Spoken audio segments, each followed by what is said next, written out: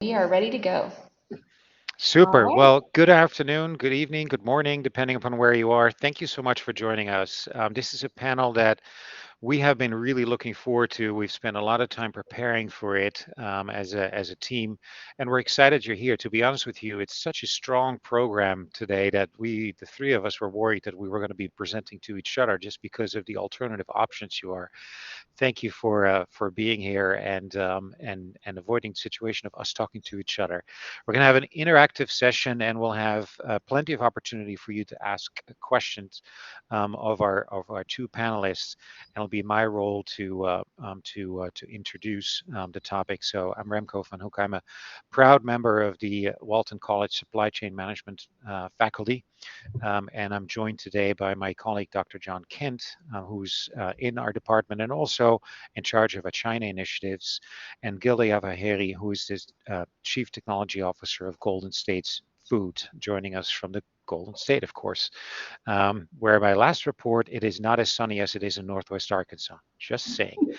So before we dive in, my backdrop, I'm coming to you from the CSCMP Supply Chain Hall of Fame that the Walton College hosts as a service to the profession. And behind me, you can't see it, but these are quotes from some of our students that are going through our programs. And all of you interested in blockchain would be pleased to hear that there's several quotes up there about digitization, and several of them specifically mention how their future aspirations include unleashing the potential of blockchain in supply chain. So let's get to it, I guess.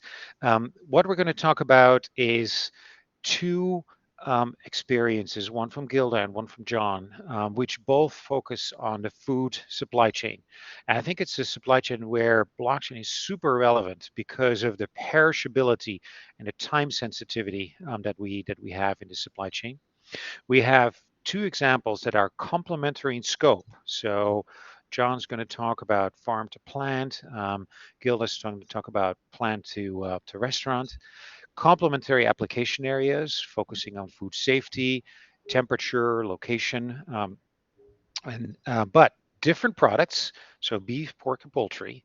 Different geographies, U.S. and China, and differences in experience. So a successful pilot at Golden State and a pilot under construction in China. Main point is that across these similarities and differences and the super relevant focus, there are lots of shareable takeaways and learnings that we can identify as we work through the two cases in our discussion. And that's exactly what our commitment is to you, to work towards that and help you pick up some actionable takeaways. So what we're going to do is I'm going to turn to Gilda first to give an overview of her pilot. Then we'll turn to John, who will give an overview of his pilot, and I'll open up the discussion with a few questions from my end, and we'll welcome questions that you may have. Feel free to use the chat to ask questions as we go through, and we'll pull from those when we get to the discussion session as well. Gilda, thank you so much for joining us. Please take us through the exciting journey that you and your team have been on in the blockchain space. Well, thank you, Ramco, and hello, everyone. As Ramco mentioned, my name is Gilda Jabahiri. I'm the Chief Technology Officer at Golden State Foods, coming to you from Southern California. I'm excited to be here and share our experience with you. But before I start, I'd like to give you a brief introduction to Golden State Foods. GSF is one of the largest diversified suppliers to quick service restaurant industry, including retail and convenience stores, servicing more than 125,000 stores in more than 40 countries on 5 continents. Our core businesses include protein products like beef patties, liquid products like ketchup and condiments, dairy products like ice cream and shakes, produce like mixed salads. In addition to that, we have full line logistics services, making the last mile delivery to iconic brands like Starbucks, Chick fil A, Chipotle, and others. The company also runs the GSF Foundation, a national nonprofit organization to help children and family in needs. Let's look at some of the global food supply challenges before we go and dive into our pilot. As much as we enjoy a global food supply, the and I like the Catherine, if you could please advance the slide. Thank you. As much as we enjoy a global food supply, the convenience of seasonal varieties come with complexity. And as some of you may already be aware, concerns about food safety continue to increase every year. As it has been reported, 3 out of 4 consumers do not trust today's food system. The World Health Organization also reports that every year an estimated 600 million people get sick from foodborne diseases. That's almost 1 in 10 people in the world. These food safety statistics simply cannot be ignored. Another challenge in this global food supply is food waste. Did you know that a third of the food produced in the world is thrown away? That's roughly $990 billion of wasted food. These 2 focus areas in the food industry make trusted transactions essential, and that's where blockchain comes in, and we'll talk about that more in the next few slides. Next, let's look at some of the digital transformation trends. The digital transformation trends we are observing are leaning towards convenience, traceability, and supply chain efficiency through automation. Major brands continue their focus on increasing personalization, customer loyalty, and data-driven experience. Most QSRs are focused on reducing in-store seating, streamlining traceability, and reducing labor through robotics and automation. And as we have seen and we continue to see, consumers will continue to demand convenience, transparency, and a touchless interaction.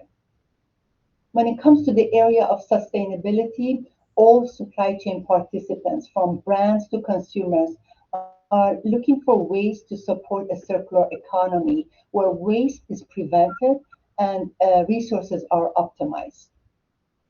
Emerging technologies are being used to remove transactional waste in how we do business with each other, from eliminating paper trails to digitizing how we authenticate products or process payments, as you've heard through the sessions today.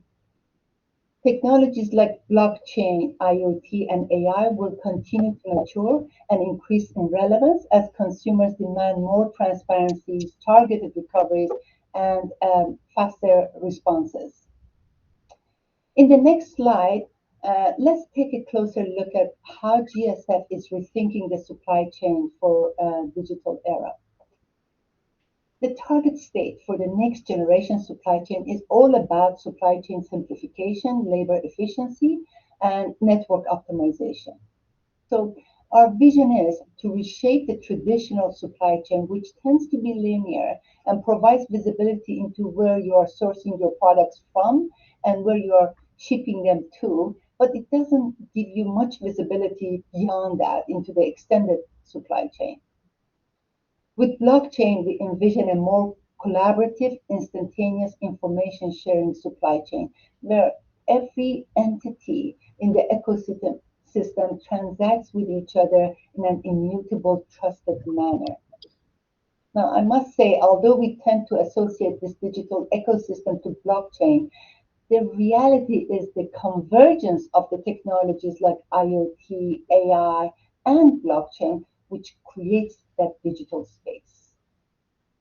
The next slide gives you a quick overview of how we got started.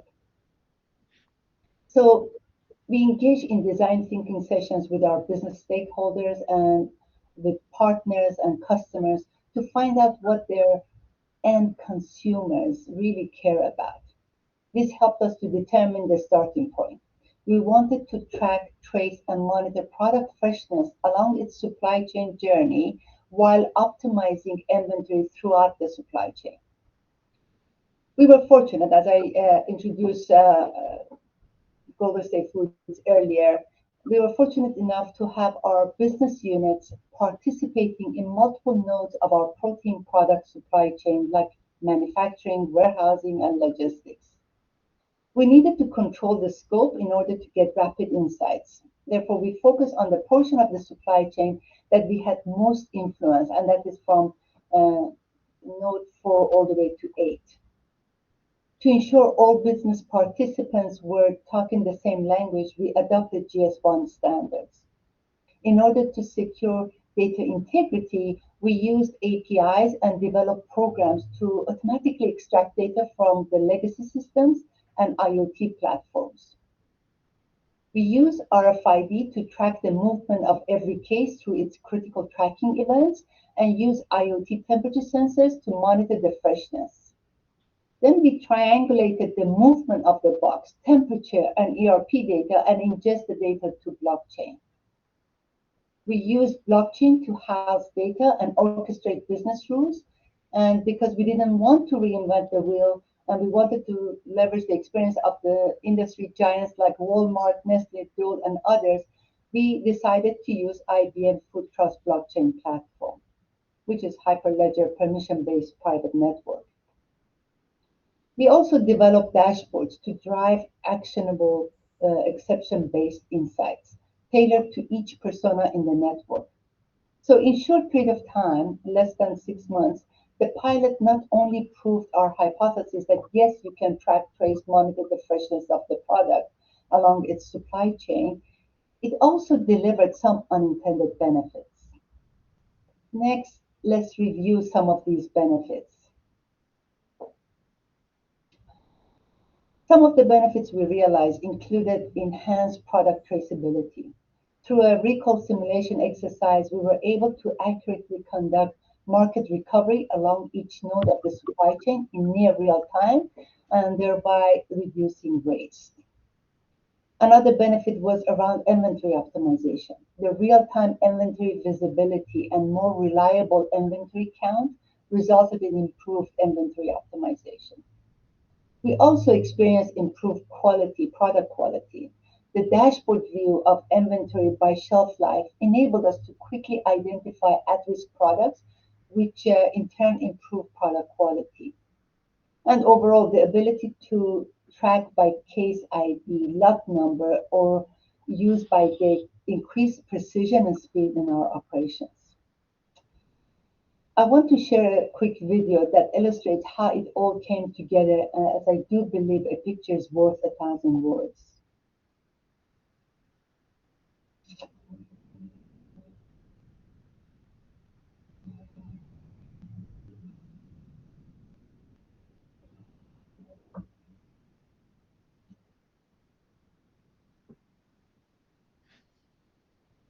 I hope that video is coming up shortly.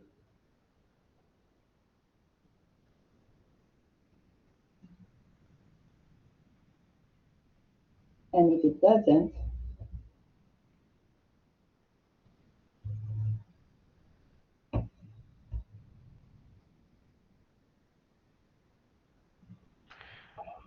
Is that working, Catherine?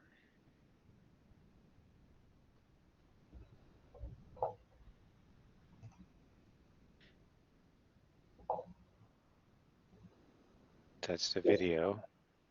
But no sound. But no sound.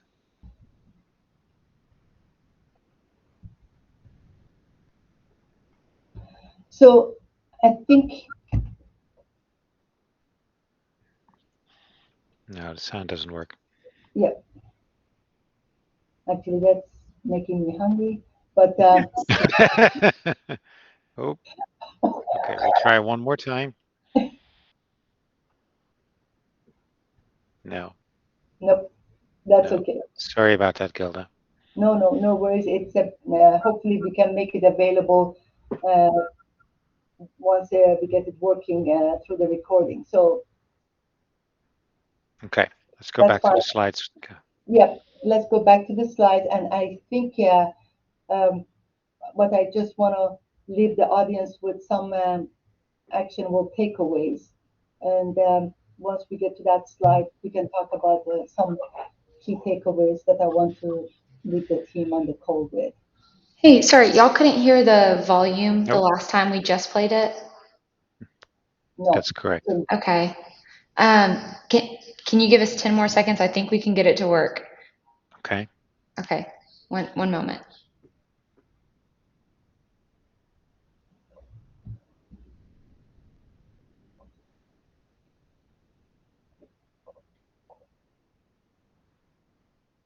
Yep, screen. Now start it over. Yay. Turn up the volume. How can customers be confident that the burgers they're eating are truly fresh? It all begins here, where the patties are made, boxed, shipped, and distributed along a long, complex supply chain. Today, Golden State Foods is showing how to ensure its patties' freshness and how the process can serve as a model for transforming the entire food system. We apply an RFID tag to each box as it comes through. Then through the production process, we produce the patties, package them, put the package into the box that contains the RFID tag. Once we accumulate 98 boxes, we form a full pallet. That pallet is then sent through a stretch wrapper. At that time, the RFID sensors are read and they're associated to that particular pallet ID. When we put the product into storage, as it comes out of the cooler, we read that pallet as well. So that's our second checkpoint at the facility. Finally, once it's shipped to the distribution center, once it's loaded onto that truck, we have another RFID sensor that will pick up that transaction there. It really lets us be more proactive. So instead of just managing our inventory here, we can see what's happening out in the field. As you can tell, this is a very busy distribution center. We do about 1,300 deliveries a week, and we move roughly 600,000 cases throughout the facility. When we deal with beef, especially fresh beef, there are certain temperatures that it needs to be held at, and it's a very tight temperature zone. So being able to track that product and to tell you it ranged from this point to this point from a temperature perspective, it's what we have to do in today's world. With blockchain, we pull it up on a dashboard, and it's telling us all that information that we're looking for. We have to be able to prove to our customer that we made sure that that product was in the correct temperature zone from the time we received it to the time we delivered it.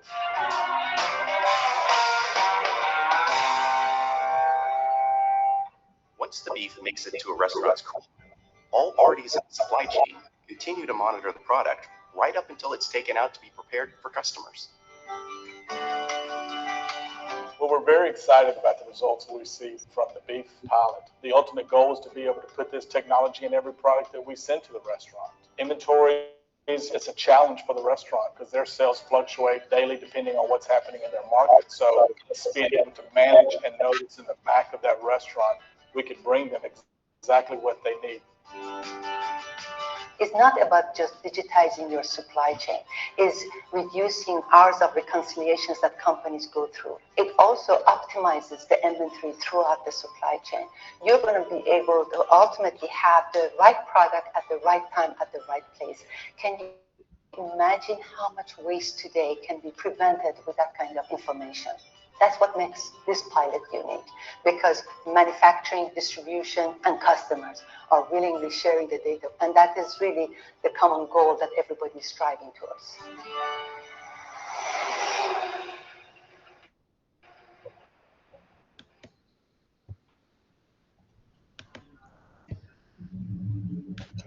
Well, thank you for being able to play that and watching this video with us. I hope the video served to demonstrate how the convergence of blockchain, IoT, and AI helped us to track, trace, and monitor product freshness. Now, in closing, I want to leave you with some key takeaways. And that is really, first, think big. And what I mean by that is challenge the status quo. And if you're in the supply chain business, reimagine your supply chain.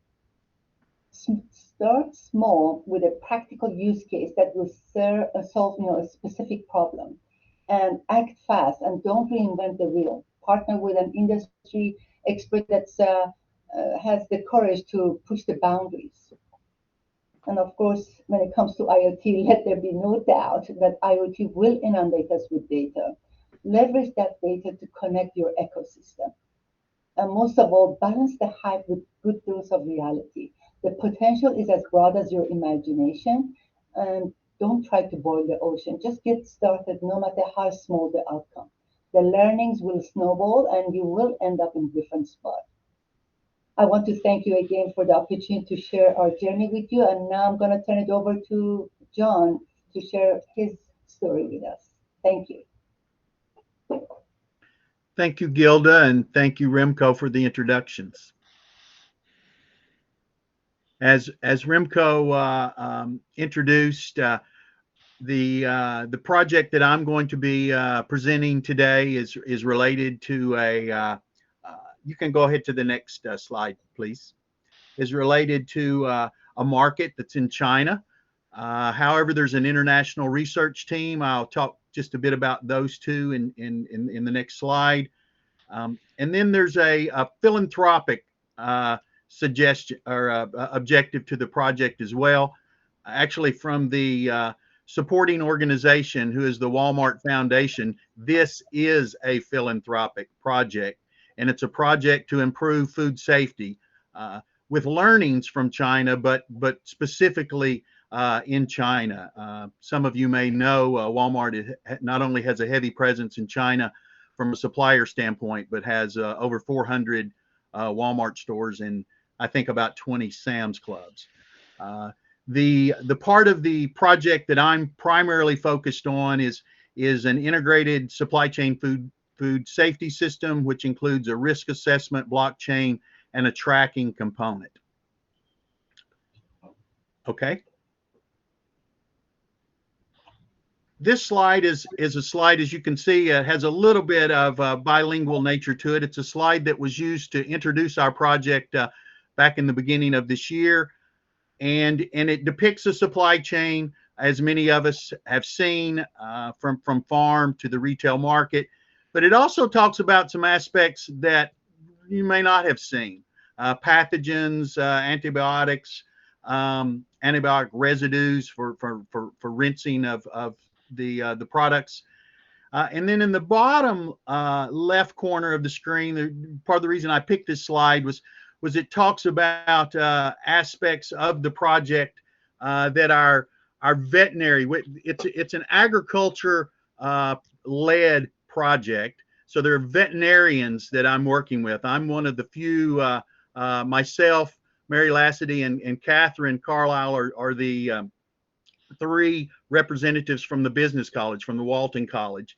But our veterinary friends, they are using mobile technologies, Bluetooth, the cloud, and their expertise in creating biosensors where you can take a product with a mobile device and test it throughout the supply chain.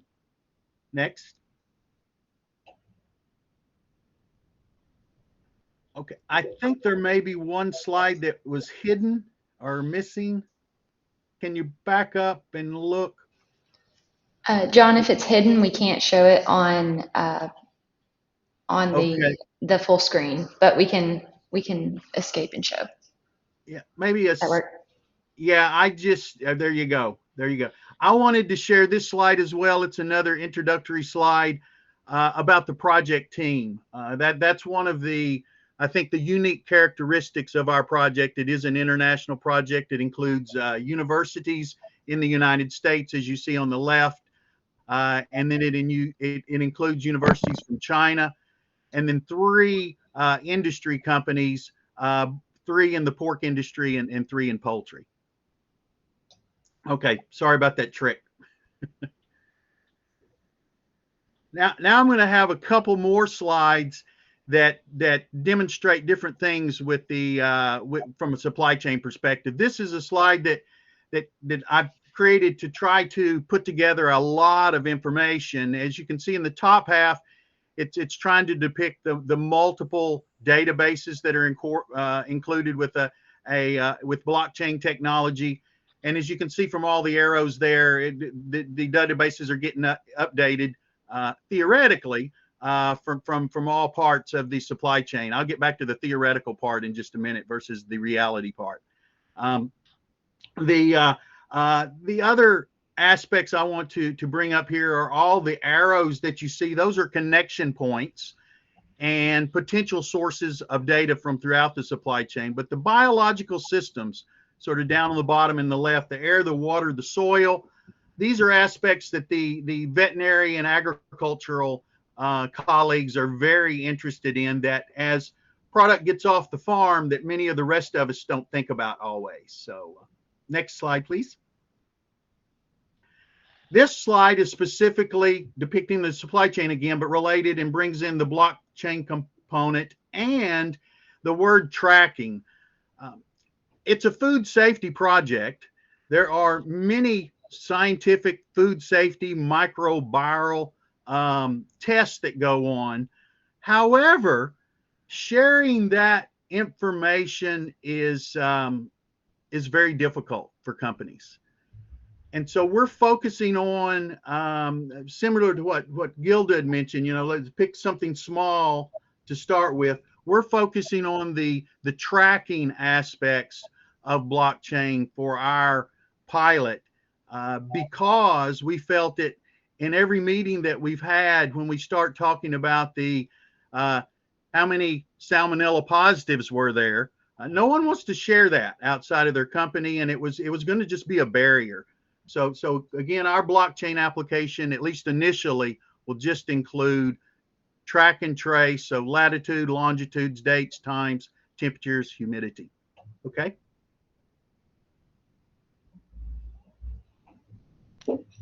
And I think I've mentioned most of this already. These are just different measures of food safety that were identified. Something I haven't mentioned or talked about much is the model output. We do have a dynamic risk assessment model. It's our big data AI component of the project that will be included in the system. And then I've talked about the other aspects of the supply chain enough. Regulatory filings I have there, so I guess I should mention. It very likely could be that before we get a complete supply chain of active participants, maybe even a active supply chain at all from a blockchain standpoint, that regulation may need to occur, that the government may need, and again, this is in China, may need to require that in certain food supply chains that blockchain is implemented to encourage implementation. Okay.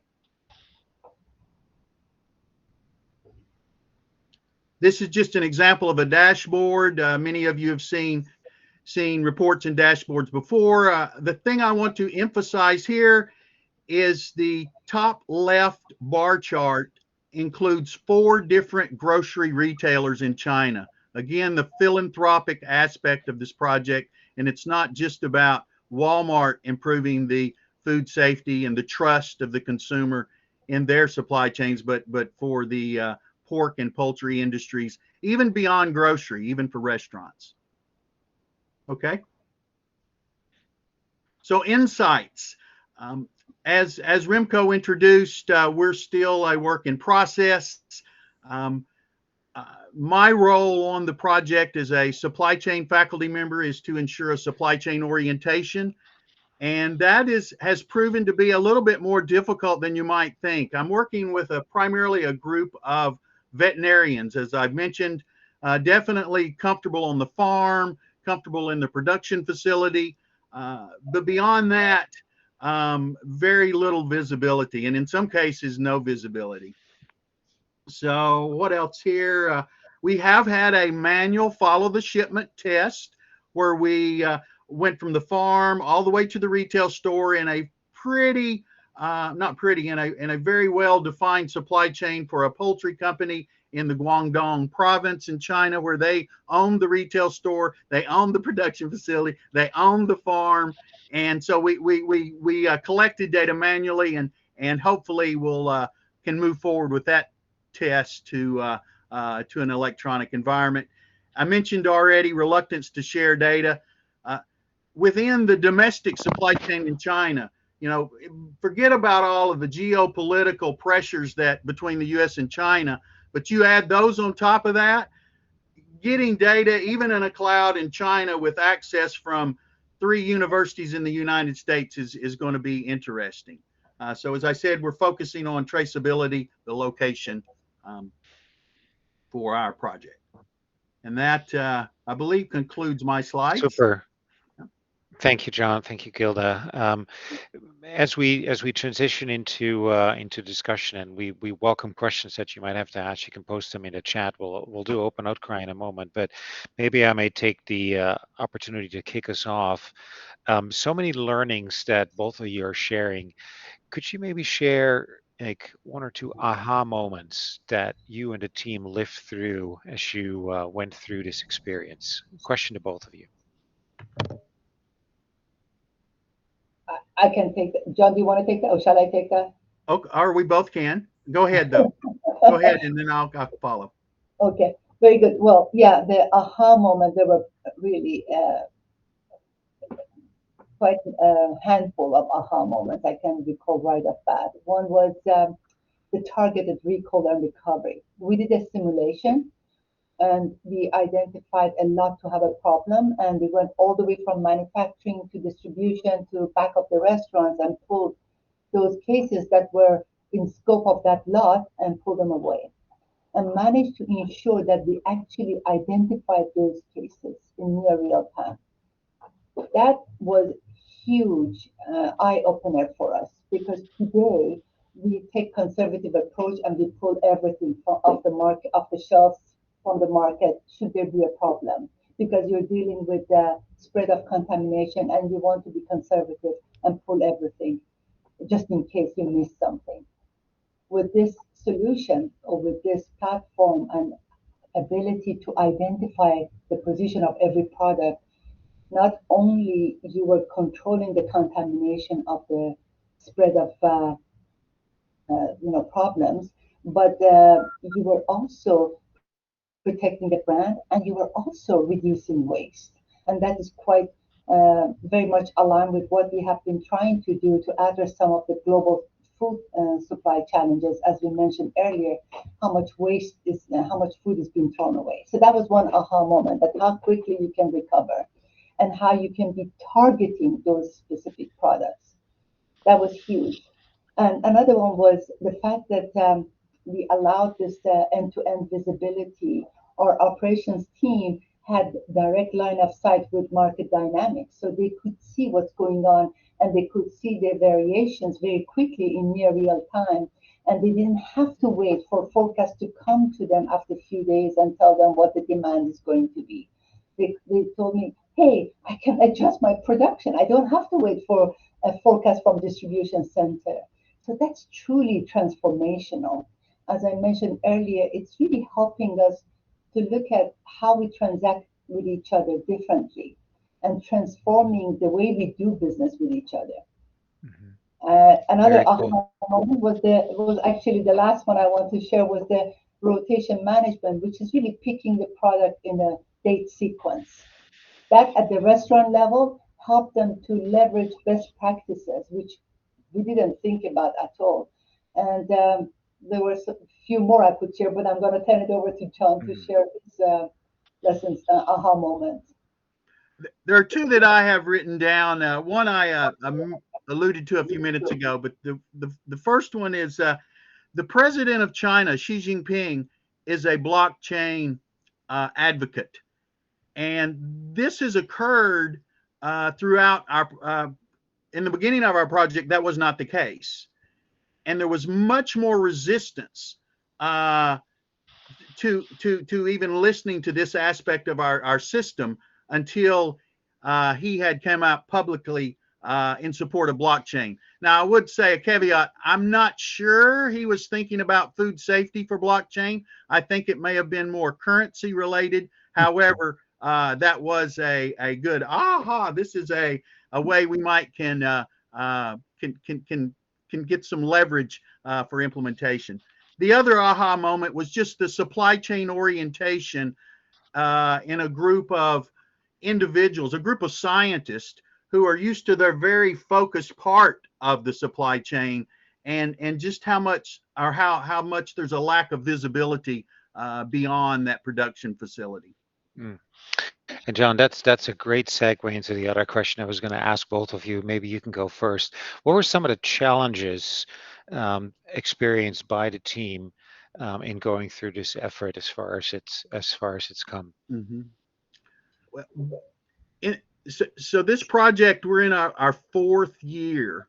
We're in a phase 2 of a poultry project. So we started with poultry 4 years ago, and then the pork was added just this year. And so the very first challenge right now is I was spending 100 days a year in China in 16, 17, 18, 19, and 0 since then. And the way that I was effective was 6 trips a year, and going and meeting at the universities with the colleagues I'm involved with. But then we would get in our automobiles or their automobiles, and we would go visit companies. I really pushed that aspect. We would go grocery shopping, so the challenge now is, I sent an email this morning to the leaders, the 3 leaders in China at the 3 different universities, requesting meetings with our supply chain blockchain subgroup.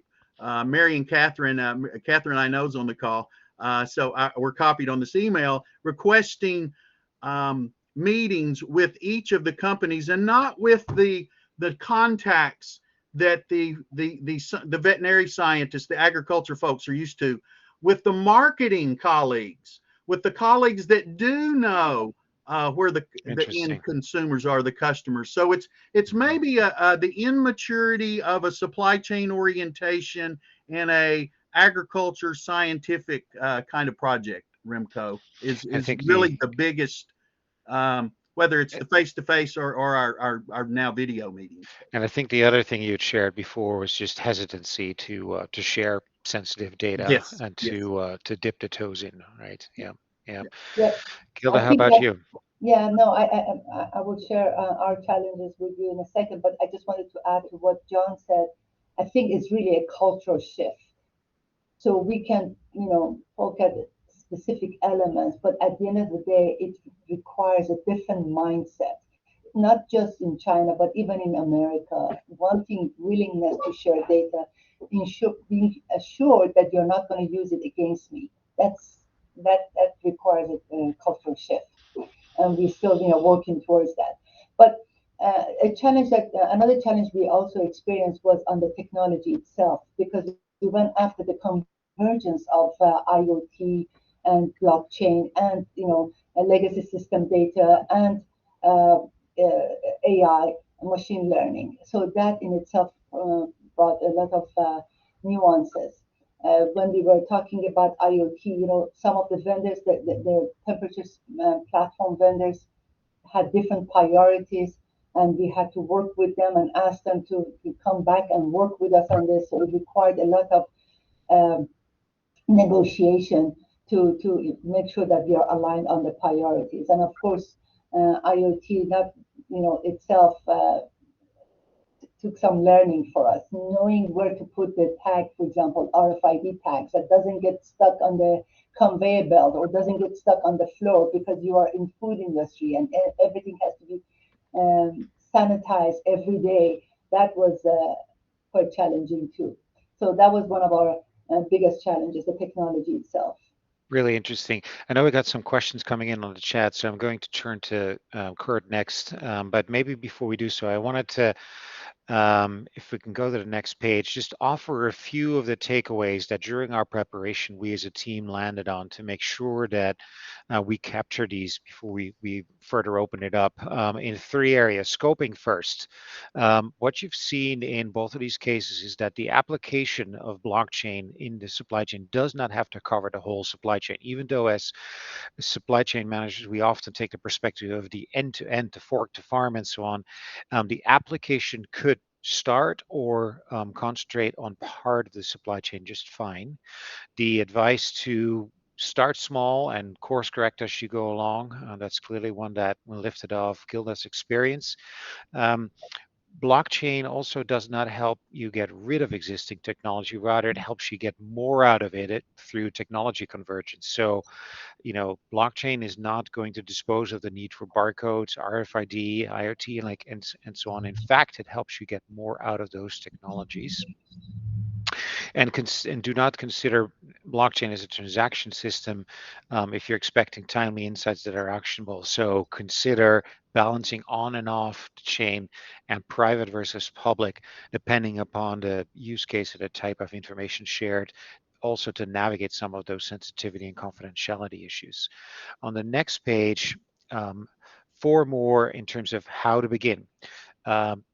Practical learning is find a trusted partner and use a pilot to create safe space for innovation. So go somewhere where you have somebody that's willing to try this with you and make innovation space within that pilot environment.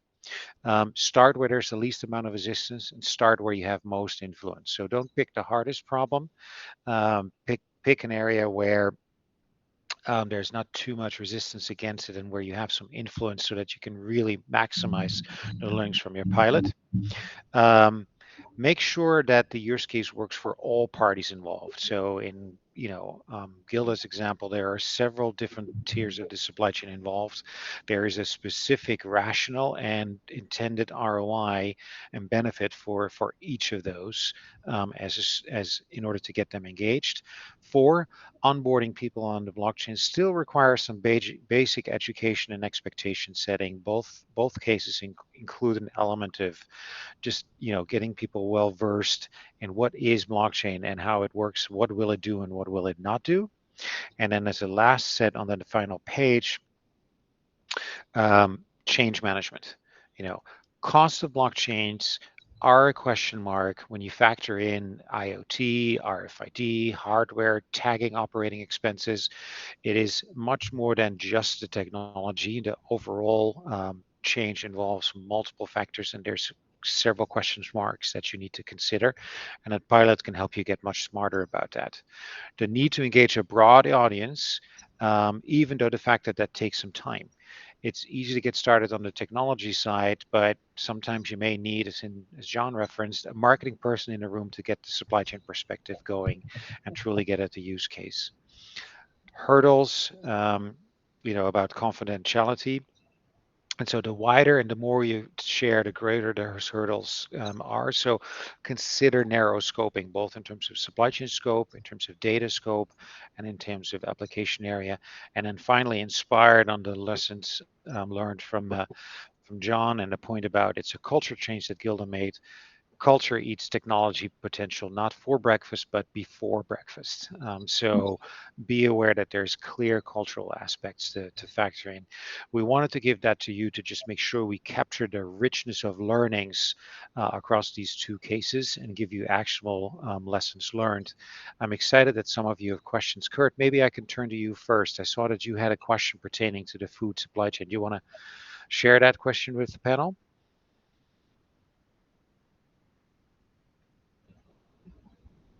Kurt Wetwood, did you have a question? If I did, first off, fantastic. I'll do the accolades out of the gate. Great to see John working so hard in China, and Gilda, as always, thank you for your stewardship in the industry. It's a pleasure.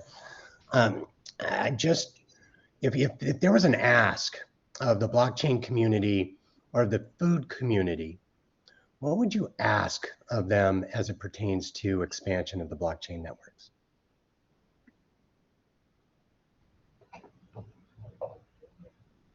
Okay, is that question for me or for John? I'm seeing who's going to smile biggest and who's going to lean in. Well, I let John take first. Okay. I would just ask dialogue with your suppliers and your customers. You're talking to them already, I assume, and so just dialogue about the topics and the issues and creating conversation. Yeah, and if I may add, probably the fact that there are so many lessons still to learn. I think sharing those in events like these and beyond can really help educate people, do realistic expectation setting, take some, fear of the unknown out of there, so the community can really help to bring real world lessons learned to a wider audience, to reduce the need for upfront education and hurdle clearing. That's probably an area where the blockchain community can continue to do more, from my point of view. Gilda, did you want to make a point also? Sure. I think I heard this also before. We discussed this before. It's less about technology and more about the outcome and the benefits. So I would suggest just talk about the benefits that you see this technology brings rather than talking about it, but identify the pain points and speak to the benefits that we all expect and is going to be the ideal state. So it's more about that than the technology. Super. Is that helpful, Kurt? Thanks for asking what work we can assign to you. Thank you all. Christine, you also had a question.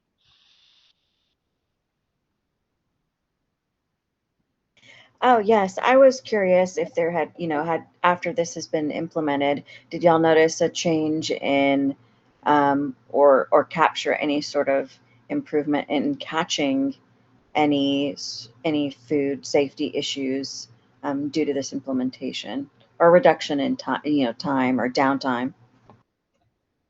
Well, a good question. Just so that we are on the same page, we finished the pilot and we are now at the throes of taking it to scale in our manufacturing facility before we take it to distribution and other nodes in our supply chain. And what we have observed is the potential of it. But because other nodes are not fully onboarded yet, so you cannot really say, quantify it right away. But there are strong, signals and potential we have seen already that it can reduce the time you go after recovery of any issues. And also the product quality can improve because you are monitoring the temperature constantly. And one thing we also have learned is that when you can monitor the temperature of the product at all times and you ensure it is within the acceptable range of temperature at all times along the supply chain journey, you could possibly extend its shelf life. Very cool. I know that Catherine showed up, which is a clear sign that she's about to pull the rug underneath us. So, Catherine, I'm sorry to go 30 seconds over. I think that was our cue when you showed up. So, if I interpret that right, let me just thank you, Gilda, and you, John, for being for sharing generously and openly, and joining us today. Thanks for the rich discussion. I continue to learn from you and was glad to have the opportunity to share that with the audience. Catherine, back to you. Yeah, we had a bit of a cutoff with our room, so I just wanted to give a warning, but I've reopened it, so hopefully if anyone was out, they can filter back in. I had one follow-up question I would really love to hear, because I didn't anticipate actually on the slides, and that Gilda, I guess, had mentioned food eats culture before breakfast. And so my question was kind of along those lines, and in the fact that food is such a deep and meaningful thing to cultures and people groups all around the world. And so I'm curious, with a room full of supply chain experts, do different food cultures translate into different food supply chains? And if that's true, how do you think this will affect standard development with a technology like blockchain? From a poultry perspective, in China, the freshest poultry is the poultry you leave your apartment, you go out on the street at 6 o'clock at night, and you go buy the live chicken in the live market. So that's a cultural thing, and that is changing. Certainly for the young professionals, even most people in their professional careers, in the big cities in China, if it's not been banned, they're swinging by or having delivered the Tyson's in China, the Tyson branded chicken from in a vacuum sealed package, just like you and I would buy in the United States. So when I hear that question about culture, I think of those two extremes, and how the grandparents of the family are like, no, this isn't as good, and the young the children of the where they're living together are coming home with the more modern, if you will, more safe, I would add, scientifically more safe than in the past.